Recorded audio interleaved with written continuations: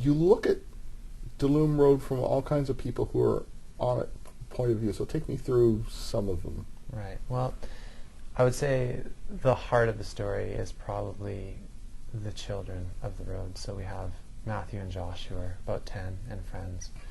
And then we have Matthew's younger brother, Andy, who is autistic and about 3 years younger, I think. So we get to see the road from the perspective of those kids. And then there's Miles, who's another boy on the road the same age, and who's an outcast. His family's poor and not functioning well, and he doesn't fit in with the other boys. So that's sort of the young perspective on the road. And then there are a variety of adults. There's Matthew and Andy's mother.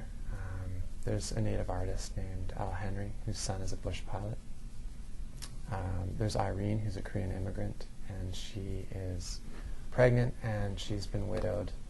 Her husband was in the military in the first Gulf War. And who else is there? There's a Ukrainian butcher, and there's a dairy farmer. So there's a lot of characters.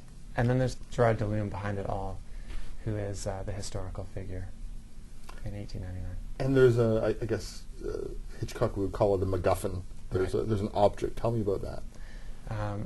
Well, the object is a compass, and it passes down through time.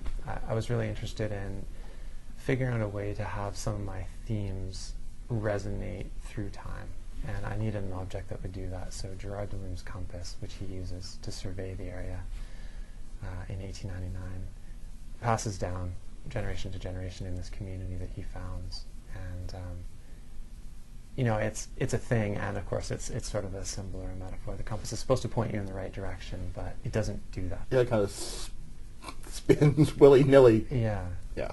As a lot of the characters do, including the old guy in the past who was using it. He seems kind of, for an explorer, or is he an explorer? What is he? He's a surveyor? Yeah, I mean, he's surveying for the Royal Geological Society, and he gets a bit bushwhacked, is how I would put it.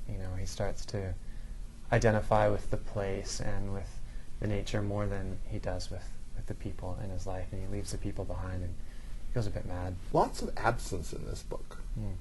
Tell me about that. Yeah, I think because I was revisiting my childhood, and my childhood was really wonderful. I grew up in the wilderness on Vancouver Island and spent a lot of time in it. But my childhood had to end, of course. And so when I think about that great time, I think about losing it, and I think about how wonderful it was.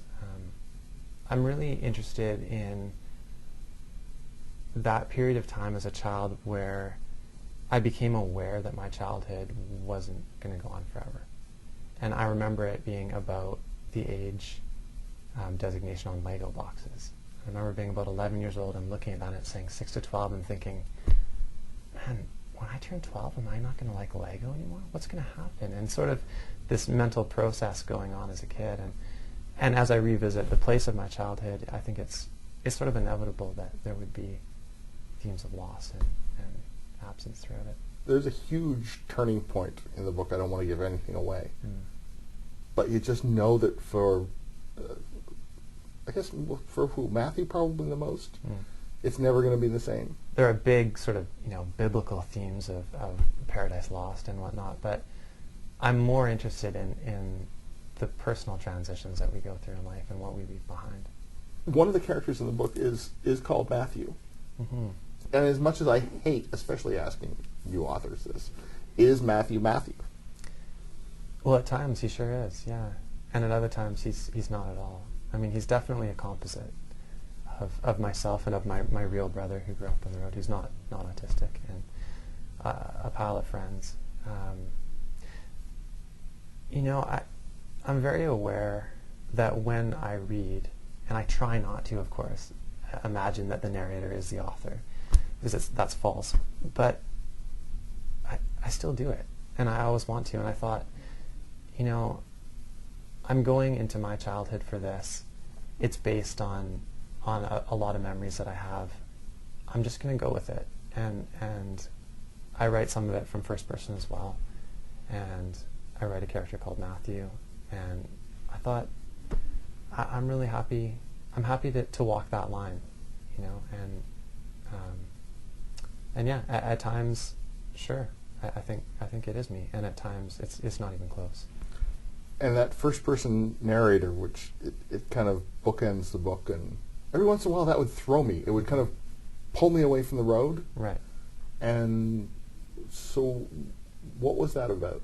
I wanted hindsight in the book, if that makes any sense. I really wanted a present